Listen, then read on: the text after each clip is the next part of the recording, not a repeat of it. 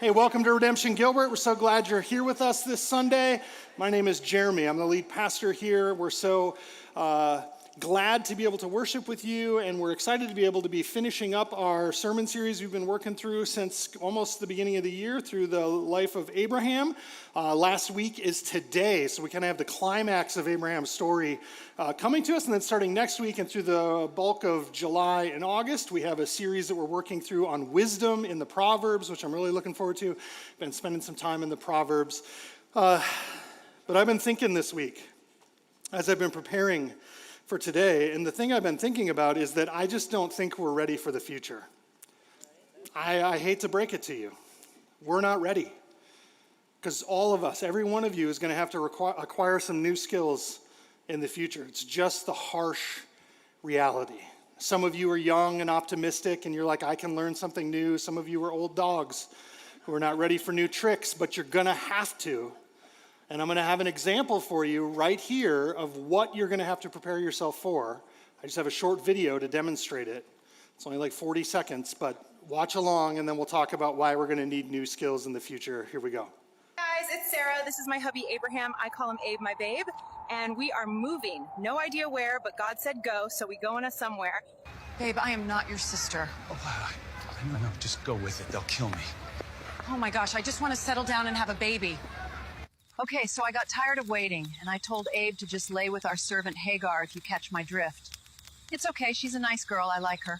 I can't stand that girl. What kind of an ugly name is Hagar anyway? That little witch won't stop flaunting the fact she has a son, and I don't. Okay, so I thought God's plan was done because Hagar had Abe's baby, but God just told Abe I'm having the baby. Guys, I don't look it, but I'm 90 years old. Y'all, I have a baby. His name is Isaac. I learned that when God makes a promise, he keeps it, no matter how long it takes. All right. Here's the thing. We're not prepared because we have to learn new skills. Whether you know it or not, those were not real actors. Those were computer-generated AI creations. And depending on how deep you are in social media, you've probably seen that one 6 times and 23 other ones that are even better than that. The reality is some person at a computer typed a small prompt in and said, tell the story and have her say this and do this whole thing, and now we have that video. And it looks pretty good. You have to admit, although she's, a little modern in her language, it's like, wow, that's a pretty convincing video. And here's the news that we have to wrestle with. That's as bad as it's going to get from here on out. Like 3 years from now, we're going to look back at that video and go, can you believe that we thought that was even convincing because it's so good now? It's just the world we're living in is that information that's coming your way. Like we joke about fake news, but the reality is it's going to be fake video and fake audio and everything's going to be fake. Are you ready? Because we're going to have to bulk up. We're going to have to figure this thing out. Those videos are going to be everywhere. That's the reality of what we're trying to deal with. And what I think it confronts in us is that the voices that we hear need to be validated. That's always been true. But we're on the cusp of a reality where that's going to just exponentially become truth. We're going to have to work really hard to examine the voices and the things that we're told because of technology like this. And the story that we're entering into as we close out our story in Abraham's life is a story about the need for discernment and trying to figure out what the voices that we're hearing are and how we should respond to them. We're going to be in Genesis chapter 22 today. Although this is our last chapter in our Father Abraham series, there's 1 or 2 chapters in which Abraham's story actually does kind of continue. I'll just spoil it for you. Sarah dies, then Abraham dies. That's kind of the end. This is kind of the last major story in the moment. And we've been working through this for, a couple months now. We've been talking through Abraham's life and what it looks like. And I don't know if you noticed in the video, but it did a pretty good job telling us the arc that we've went through. We have all the highlights. It's like, God sent us to leave. I just want to have a baby. You're my sister. Hagar, Ishmael, the whole thing. And then it ends with the story that we told last week. Here they are, they have the baby, Isaac's here, everything's wonderful. It's a great happy ending. Here's the truth. Orson Welles, who's a great filmic storyteller from the 20th century, this is what he says. If you want a happy ending, that depends, of course, on where you stop your story. It's easy to orchestrate a happy ending if you just stop when everything sounds good. And that's Here, even the AI version of Abraham and Sarah's story stops at the happy ending. We have the baby, God's promise came through, everything's wonderful. And then she even gave us a nice, I don't remember what her theological wrap-up was, but AI told us, God comes through even if it takes a long time. Wink, smile, end of story. Our story doesn't stop there. In fact, here's what Genesis chapter 22, verse 1 says. Sometime later, God tested Abraham. He said, Abraham, here I am, he replied. Then God said, take your son, your only son, whom you love, Isaac, and go to the region of Moriah, sacrifice him there as a burnt offering on a mountain that I'll show you. Well, what? Wait, what? I thought the story was over. I thought we got to the climax of the story. I thought God delivered on his promise, and now we have this moment. Here's the way I'm looking at this. Genesis chapter 22, in modern terms, is the mysterious and ominous post-credit scene.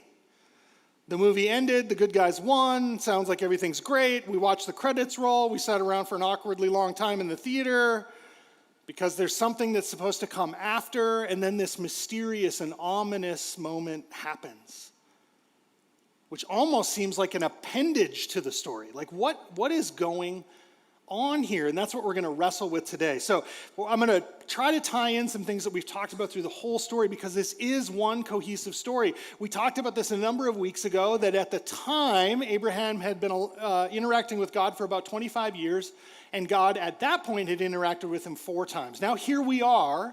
This is the 7th time in our story that God has interacted with Abraham over 50 plus years. We don't know exactly where we are right now in Abraham's life time-wise, but I'm making an assumption that we're about 13 years into Isaac's life. Because if you remember with Ishmael, there was this significant moment where Ishmael is going to go from a boy to a man at his 13th birthday, and God comes in and has a moment. And now we have this next moment, so I'm assuming that, although the text doesn't directly tell us, that Isaac's probably 13 years old. This makes Abraham something in the neighborhood of 110, 113 years old. He's very old. And here God is interacting with him once again, the 7th time. And if you're a good, faithful Jew receiving this story, hearing the Hebrew read over you, you would know how significant this moment is going to be. Because 7 really means something to the Hebrew people. They would have said, we know this is a big deal because when God shows up the 7th time, it indicates God's fullness, his perfection. This is the climax of the story. What's going to happen now? I just want to remind you, we talked about before, one of the things that was so interesting is that in the first 4 times that God introduces himself to Abraham, the text refers to him as the Lord or Yahweh. And it was establishing for us that God is the personal, close, relational, household God to Abraham and his family. Common way to think about the gods in their day. And here is their God, Yahweh, who's coming close. And then it was in Genesis chapter 17 where this mind-blowing moment happens because the personal household God of Abraham, Yahweh, turns out to actually be El Shaddai, God of heaven and earth, creator of all things. What a mind-blowing idea. And then in the next chapter, we have God and his messengers coming to visit Abraham at his tent before they go down to judge in Sodom and Gomorrah. And once again, he's reintroduced as Yahweh, Lord. The personal God has come to visit. So when the text opens today, on our 7th time of interacting with God, we should expect that something significant is going to happen because it's the ultimate moment, the 7th time, the fullness of God's interaction with Abraham. And then the text says something really unexpected. Here's what it says. Sometime later, God tested. Now here's the trick. The word that, if you noticed, every other time in this story, it's either been Yahweh, Lord, or El Shaddai, creator of heaven and earth. Now all of a sudden God, and it's kind of a generic name for God, one that has not been introduced in the story yet. In fact, if you're listening in, you're going like, wait a second, who is this? We haven't heard of him, and he's doing something strange. Proverbs, which we're heading into for the next couple of months. I've been reading through some of the Proverbs, and I came across this proverb this week that says, the naive believe everything, but the prudent give thought to their steps. It's been true through all of human history that those who don't think really hard will just go along with whatever sounds good, but the prudent are really thinking through everything. And so if we're going to be prudent in our approach to reading the Bible, and if we want to stand next to Abraham as a character who lived in a real place at a real time and had real experiences, then we want to know, is Abraham being prudent or is he just naive? Discernment is something I want to talk about today. So as we head into a season where artificial intelligence will define the future, one thing that we got to get better at as a church, and I would say this was true yesterday and it's true in the future, is we got to get better at discernment. We got to figure out what's true and what's not. Here's one of the first questions for discernment. What is the source? Who am I hearing this from? It's what makes AI so tricky. It's because at some point they'll be able to harvest all my YouTube videos and put together a video of me preaching that'll sound like me and look like me. Hopefully they'll sum me up a little bit. But otherwise, just like me. And it's going to be hard to tell what the source is. And when we're listening to this story, that should be the first question as an audience that we're asking. Wait a second. Who is making this request of Abraham? It's not the Lord. They didn't say that. And it's not El Shaddai. Who's this Elohim? We've never heard of that guy. Well, let's see what Abraham does to that response. The text continues, and it says, early the next morning, Abraham got up, and he loaded his donkey, and he took with him 2 of his servants and his son Isaac, and when he had cut enough wood for the burnt offering, he set out to the place God had told him about. On the 3rd day, so now they've been traveling for 3 days to get there, Abraham looked up and he saw the place in the distance. He sees the mountain that he's supposed to go to. And he turns to the servants and he says, I want you to stay here with the donkey while me and the boy, we're going to go up over there. And we're going to worship and then we'll come back. So if the first step of discernment is knowing the source, based on Abraham's experience, we have to assume that Abraham thinks this is the God he's been interacting with his whole life. He makes an assumption based on his action that the source that is coming to him is the right source. One of the things that has been such a joy in spending time working through the story of Abraham is I've known these stories for a long time, but this is the most time I've spent really diving into understanding them, trying to figure out what they're doing. And I've come to a deep appreciation of how beautiful the text is. Most of the time we're debating like what happened, how we can anchor it in history. That stuff's all really great. It's all really important. I like it. The thing I've appreciated so much this time is how literarily beautiful the text is, how layered what's happening is, how it's referencing things that have happened in the past. In fact, one of the things that I want to point out is the incredible depth at which the story is happening. It's happening on 3 layers.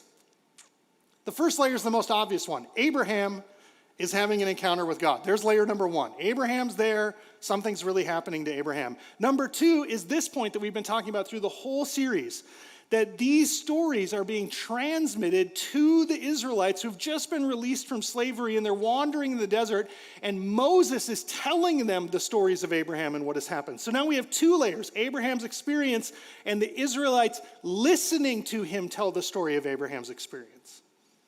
And now you guys are experiencing the miraculous 3rd level because you're the modern audience listening in to Moses tell the slaves who've been released about the stories about what really happened to Abraham.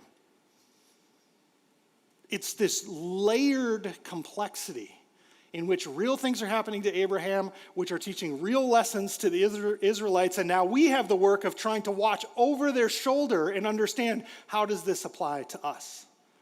And here's the question. Those last 2 audiences that are looking in on the story have to be asking the exact same question, which is, what is going on here? Maybe this is one of those stories that you've just heard so much that it's like it doesn't mean much to you. Maybe this is the first time you've ever heard this story. God has promised for 50 years to give an heir, a son, a nation to Abraham and Sarah. He's finally delivered. They have the good news, and the next time that God shows up, he says, great, now take that kid and kill him for me as a sacrifice. Anyone else a little unnerved by that request? Doesn't that seem a little like, I want to think that I'm a good father? This doesn't feel like good fathering. From God, from Abraham, from anybody involved. And yet here's the thing about the Bible that's so brilliant. If you're asking that question, you're right alongside the Israelites who have been released from slavery because they're asking the same question around the campfire. Wait a second. What is going on? Who is this God that's showing up? Why is he asking for this? Is Abraham being tricked? What are we supposed to learn from this? If you feel disconcerted about this question, one of the things that people who want to tear down Christianity or want to poke holes at the Bible is they'll say things like this. What kind of a God would ask for this? What kind of a God would do something this confusing? And I just want to tell you, if you're feeling the confusion, good, you're in the right place. That's what's supposed to be happening right now.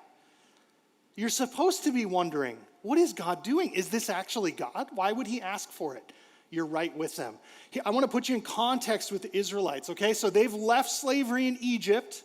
Here's what Exodus chapter 12 tells us is the last thing that happens in Egypt before they're released from slavery. It says, at midnight the Lord struck down all the firstborn in Egypt, from the firstborn of the Pharaoh who sat on the throne to the firstborn of the prisoner who was in the dungeon, and the firstborn of the livestock as well. So if you've never had a chance to read the story of Exodus, you can go back. It's just a few chapters long of how Moses keeps coming to the Pharaoh and saying, you need to let God's people go. You need to let them go. And he keeps refusing, and he keeps bringing plagues upon him until the last one comes in which the firstborn of the whole nation is killed. And it's that moment, let's maybe call it a sacrifice, in which they are released and sent out to the desert. Okay, so you've got that hanging over here for the Israelites. Now they're going somewhere, and in the somewhere they're going is people who already live there. They have a culture, a way of doing things, a way of worshiping. They're called the Canaanites. Here's what one of the commentaries says about the Canaanites. In the Canaanite worldview, the God who provided fertility was also entitled to demand a portion of what had been produced. And this was expressed in a sacrifice of animals, of grain, and in the sacrifice of children. So I want you just to pause with me for a second. Engage your creative mind in this activity. You're the Israelites who are trying to figure out who your God is, what he's doing in the world, what he wants of you. And your experience back there was, well, he killed the firstborn of every single family in order to redeem us. And then we go to our new land, and the people who live there sacrifice their firstborn in order to appease their God. What do you think would be a natural potential outcome of the worship of the Israelites as they begin to develop? I think it's fair to assume that sacrifice of the firstborn might be something that they would come to. And as you're sitting around the campfire, listening to the story be told, I think you're asking, is this really God? Maybe it is really God. Maybe this is the world we live in. Maybe this is the key to appeasing that powerful God who knows us, sacrifice of our firstborn.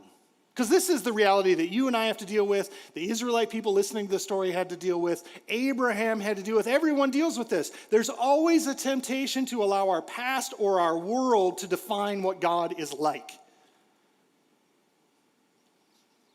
My God would never do that. This is the way God would work. When he does things like this, I don't understand. This is what I've experienced in the past. This is the place that I live. Those are the influences that are always going to threaten to define for us what our God is like. And I think one of the brilliance that exists in the story of Abraham is that in God's interaction with Abraham and in its telling to the Israelite people later in their history, he's actually informing them on all these different layers, and you're part of it because we're right here trying to process it as well. Here's what happens in the story. Abraham takes the wood for the burnt offering and he placed it on his son Isaac. That's a weird way to phrase it. I'm assuming Isaac's 13, 14 years old. He put it on his shoulder so he could carry it up the mountain for the hike. Because Abraham's old. He's 100 and, 10, 15 years old. Here's what it says. He himself carried the fire and the knife. It's probably enough if you're over 100. Good job. And as the two of them went on together, Isaac speaks up, asking the most obvious question in the world. And he says, Dad, yes, son. I noticed that the fire is here. You got that. I noticed that the wood is here. I got that. Where's the lamb for the burnt offering that we're going to be making to the Lord? Abraham answers, well, God himself is going to provide the lamb, my son. And the two of them continued going on together. I have a number for you. 19.9%. There's no expectation that you should know what that number represents, but I'm going to tell you. This is the average annual investment return on Berkshire Hathaway's investments since 1965 when Warren Buffett took over as the lead investor and CEO of Berkshire Hathaway. Now, if none of that means anything to you, Warren Buffett's a very, very, very wealthy man. I think he's in the top 3 wealthiest men on earth. That list is always moving. I don't know. He's old. And there's rules in finance, and I only know some of the basic rules because I'm not very good at this stuff, and here's what I always hear. You can try to be really savvy and out-invest the market, but it's a fool's errand. Like, if you want to be an investor, just invest regularly in the S&P 500 and let it ride. Because the annual return in the S&P 500 is over 10% year over year over the course of 50, 60 years. You're not going to do better than that. Oh, wait. Unless you're Warren Buffett, who's doubled that output over the past, well, how many years is that? It's 50, 60 years. Now, there's 2 things. Number one, I would say that Warren Buffett's probably a pretty bright guy. I've never met him. Probably pretty smart. The second thing is he also was investing during like possibly the most prosperous economy the world's ever produced, so that he had that going for him too, but so did everyone else. And here's what Warren says about investing, and he makes it sound so easy. The stock market is a device for transferring money from the impatient to the patient. That's his whole assessment. Like, buy wisely, hold long time. There's his investment advice. I just struggle with the wisely part and the patience part also. Now, here's the reality. If Warren Buffett showed up here at the office tomorrow morning and asked for a meeting with me, and he said, I have a foolproof, locked-in investment opportunity, and I want to see the church flourish, and you, can you get me some money to invest? I'm going to be working pretty hard to figure out how to do it. Why? Because of this. He's got a track record of 60 years of investments that have paid off. This is the second rule of discernment. The second question of discernment is, one, we've determined who the voice is. The second one is, what is that voice's track record?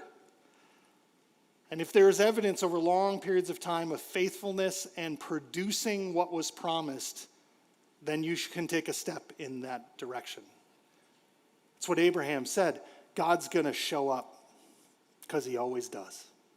The text continues. Here's what he says. When they reached the place that God had told them about, Abraham built an altar there and he arranged the wood on it.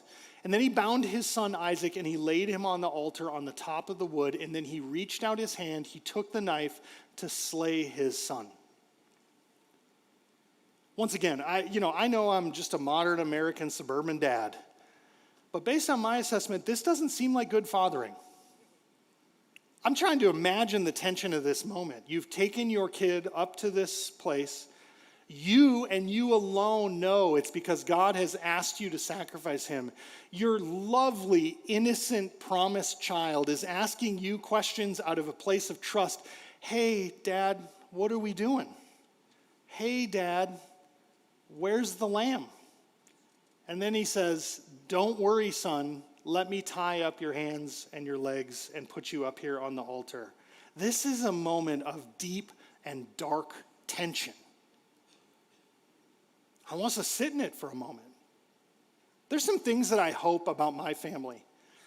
I hope that I've engendered such trust in my children that if I came into their bedroom at 5 a.m. and gently shook them awake and said, hey, I got a surprise for you. Get up, get dressed, let's go.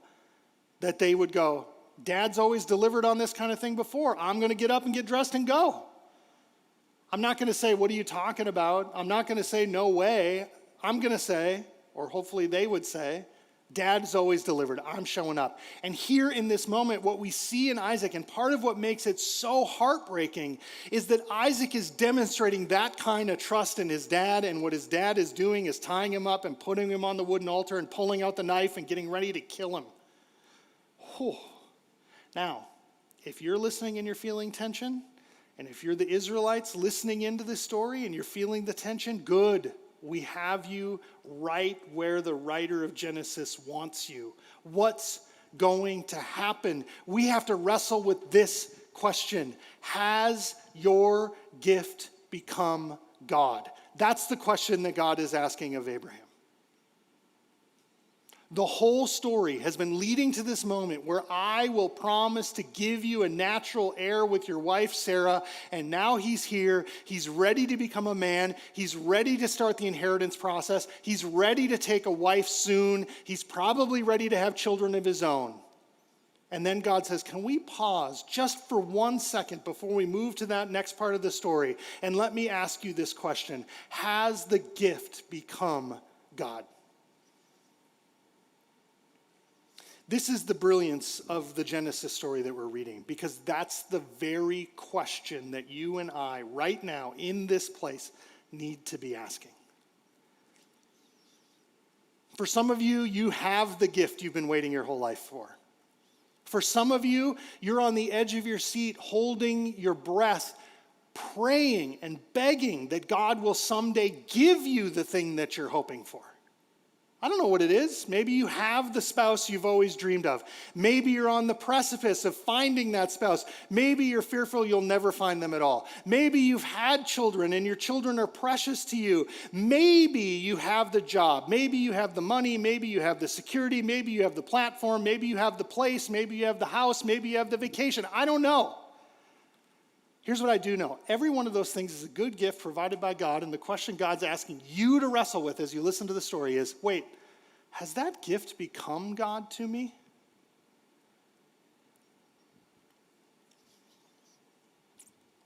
One of the commentaries I was reading this week says it this way. This moment, it asks whether Abraham's trust is really in God and not simply in what God has promised. Abraham's built altars before. He sacrificed to this God before when God renewed the promises. Now, is he willing to build an altar and sacrifice the promises himself? That's a tough thing to wrestle with. That's a real question. And I get it. I know how this works because you know when you hear someone else talking about their obvious worship of the gift, not God, it's so easy to be like, can you see how they've gotten so off track? Can't you see how this thing has now become an idol for them? And we roll our eyes and we get sanctimonious about it until someone points out my thing, and then I'm like, how dare you? God would never. If my marriage fell apart, I don't know how I could go on. If my kids died, I don't know how I could go on. If I lost this job, I don't know what I would do with my life. We start filling in the blanks. And I know how it works because I preach and I teach classes, and everybody nods along when I critique everybody else's thing, and they're all excited to tell me how bad those things are, and then I can always tell when I hit the one that's their thing, because then they go, I'll do it for you guys. Right, cross the arms, furrowed brow, I'm not so sure. And I just know at that moment, it's like, it's not that we don't know that we turn God's gifts into God's. It's that we don't like it when you point out how I've done it. Feel free to point out how they're doing it. But that's the question we're being invited to ask. Right here, in this moment.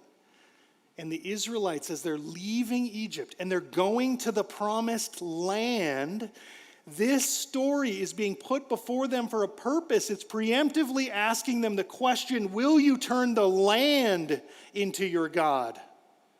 Or will you continue to worship me? He continues and he says, but the angel of the Lord, this is so great. We miss the context of suddenly Yahweh, the name that we've known through the whole story, shows back up. The angel of the Lord, Yahweh, speaks out, cries out, interrupts the moment and says, Abraham, Abraham. And he says, yeah, I'm right here. I was hoping you were going to show up. He doesn't say that, but that's what I assume is going on in the background. Don't lay a hand on the boy. Don't do anything for you. Now I know you fear God because you didn't withhold from me your son, your only son. Wrestling with this story, it's hard to make sense of because it feels so strange that God would ask for this. And I think what's happening here is a twofold thing. The first one is, it is a test. I mean, after all, it's in the first 5 verses of the chapter where it says God came and tested Abraham. It is a test. But it's also a testimony about who God is.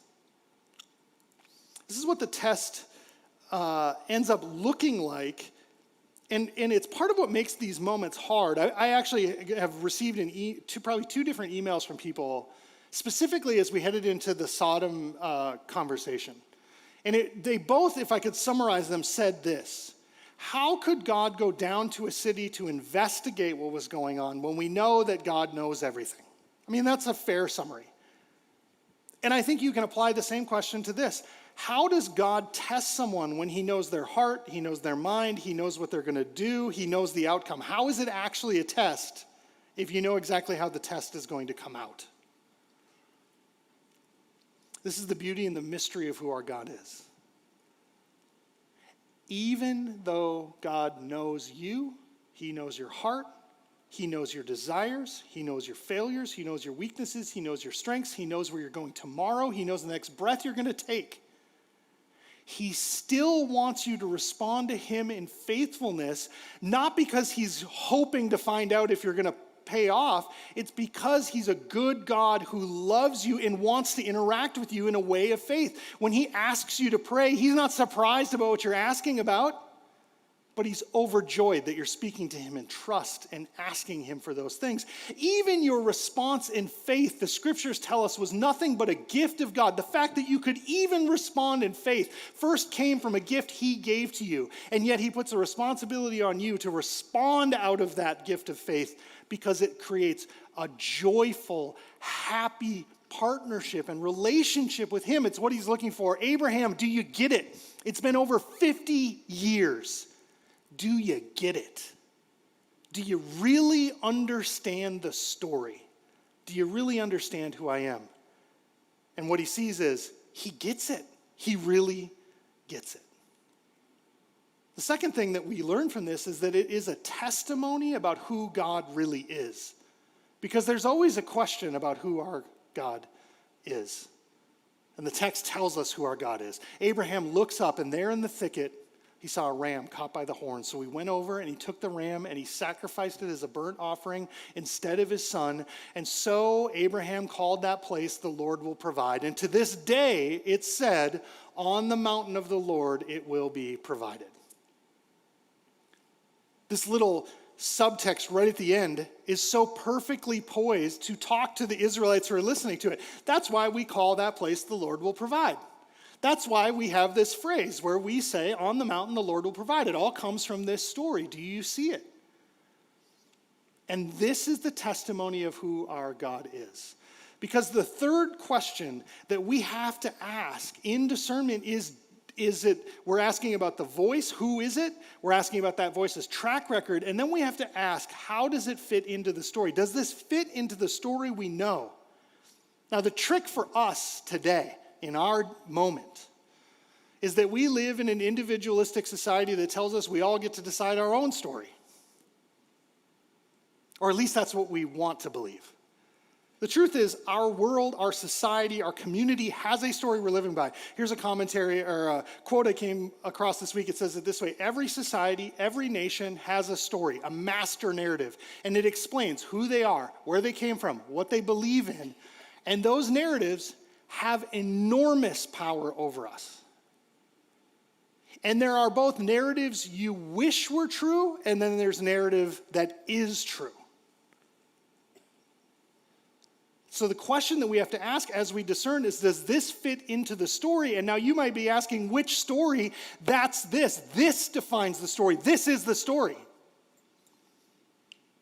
We aren't asking, how does the scripture fit into our story? We're saying, are we fitting into the story? Because this is the true story of the world. This is what defines for us who our God is and how he walks, and how he acts, and what he wants. And here's what it tells us. Number one, our God is not a God that demands your beloved son. We think that that's true. We fear it's true.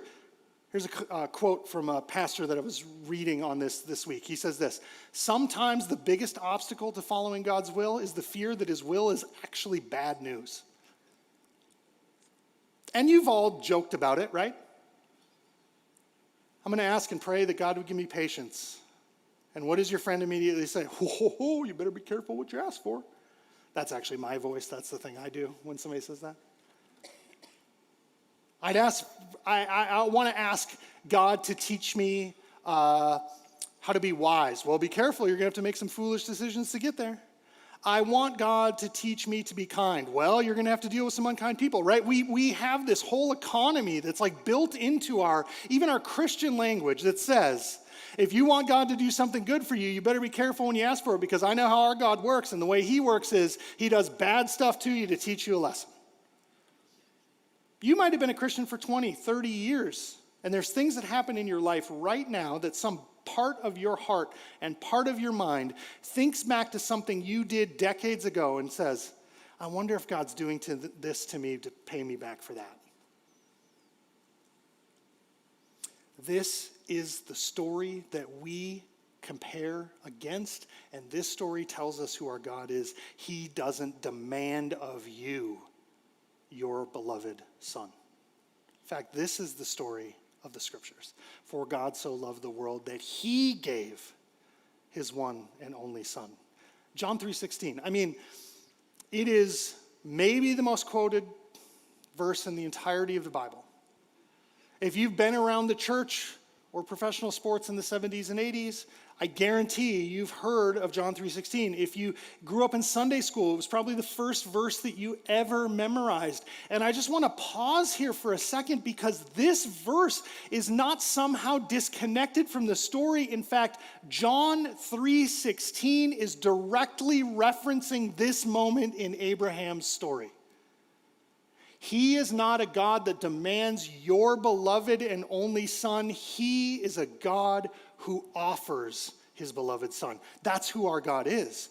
Don't be confused. Because of your experience in the world, because how you've been hurt, because of what the culture tells you it looks like, because of your own fears that God might demand things of you that you cannot sacrifice, that it would kill you, you just need to rest in the truth that our God is the kind of God who gives his son for us.